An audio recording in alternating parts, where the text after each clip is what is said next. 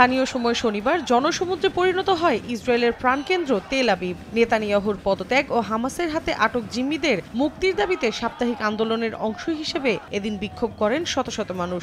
এ সময় নেতানিয়াহুকে অপসারণ করে ইসরায়েলের নতুন সরকার গঠনের দাবি এবং 15 মাসের বেশি সময় ধরে চলা হামাস ইসরায়েল সংঘাত দ্রুত বন্ধ চান তারা। পাশাপাশি ফিলিস্তিনের স্বাধীনতাকামী সংগঠনের সঙ্গে ইসরায়েলি জিম্মিদের মুক্তির বিষয়ে কোনো চুক্তি বা সমঝোতা না করতে পারায় নেতানিয়াহু সরকারের বিরুদ্ধে ক্ষোভ প্রকাশ করেন বিক্ষোভকারীরা। নেতানিয়াহু তার ব্যক্তি স্বার্থে আর কত রক্ত ঝরাবে? আমাদের জিম্মি এবং সেনারা আর কত জীবন দেবে? জিম্মি থাকার 15 মাস, দুর্ভোগের 15 মাস। এই দীর্ঘ সময়ে নেতানিয়াহুর অনেক কিছু করার ছিল। কোনো ধরনের সমাধান ছাড়াই সময় চলে যাচ্ছে।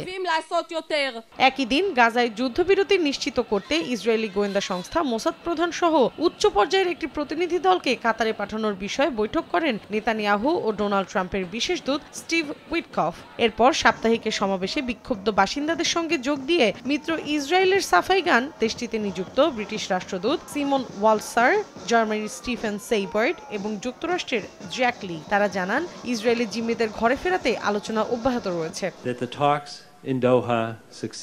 দোহার আলোচনা যাতে সফল হয় তাই আমরা একত্রিত হয়েছি। আমরা জানি সবকিছুর একবারে সমাধান করা যাবে না, প্রতিটি দিন অনেক বেশি গুরুত্বপূর্ণ।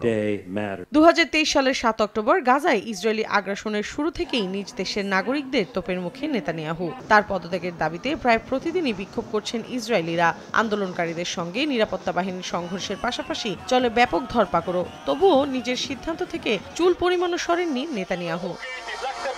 মৌসুমীর সাথী, সময় সংবাদ।